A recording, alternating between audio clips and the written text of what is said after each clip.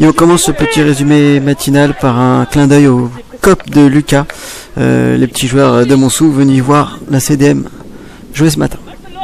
7e minute, première occasion de la partie, un coup franc lointain de Sergio, une balle flottante qui retombe dans la lucarne et un gardien bien attentif qui ne se laisse pas avoir.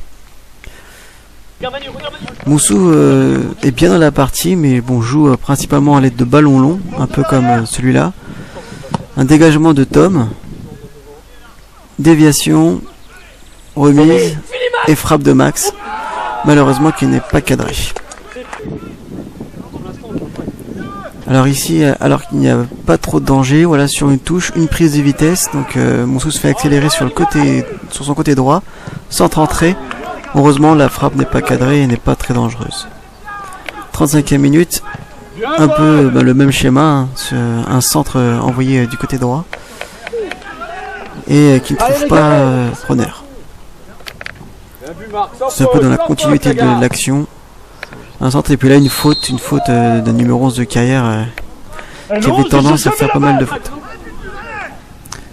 39e minute, action pour Montsou.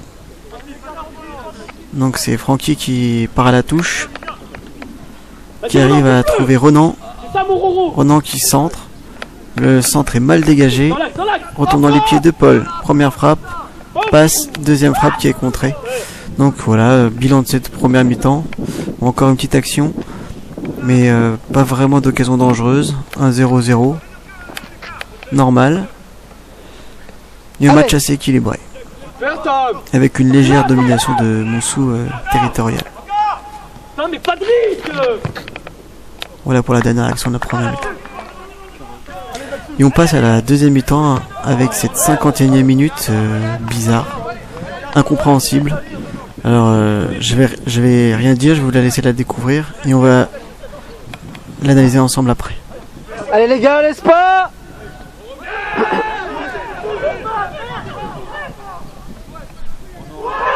Voilà, 51e minute, ouverture du score de Carrière, donc une ouverture très très difficile à assumer pour Montsou parce qu'à 1-0, le match étant tellement fermé, on se demande comment on allait pouvoir réagir. Donc la palette, voilà.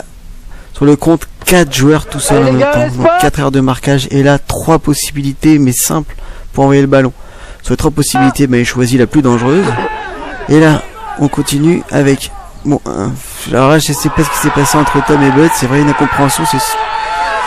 J'y vais pas, on aurait pu avoir un tac, il aurait pu avoir autre chose.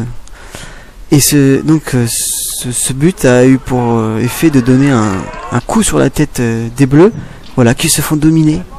Mais vraiment dominer avec une avalanche d'occasions. Donc la première, la deuxième occasion, la troisième occasion, et là on se dit mais on va prendre l'eau, là on va en prendre 2, on va en prendre 3, c'est pas possible.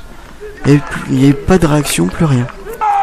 Et il a fallu, voilà, cette fameuse 69e minute, une touche de Julien, une touche à l'arraché. Il va essayer de trouver un Nono au milieu de deux blancs, et le coup du sort fait que Nono se retrouve avec la balle dans les pieds.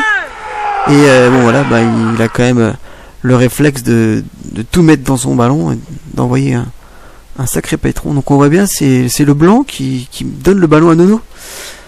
Donc c'est un but chanceux qui nous remet dans la partie, mais cette deuxième mi-temps avait vraiment un goût amer sur le coup. Donc heureusement ce but nous redonne un peu plus d'espoir. Là on voit encore Carrière qui reste dangereux. Bien joué Bud. Et voilà, bon, et donc on terminera par le petit pont de Juju, hein, qu'on peut voir la 93e minute. Mais voilà, au final, un partout.